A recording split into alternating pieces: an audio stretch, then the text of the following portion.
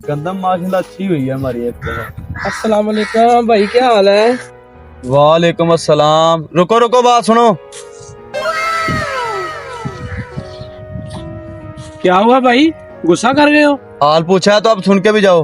लो जी, तुम्हारे गांव में हाल पूछना गुनाह है क्या?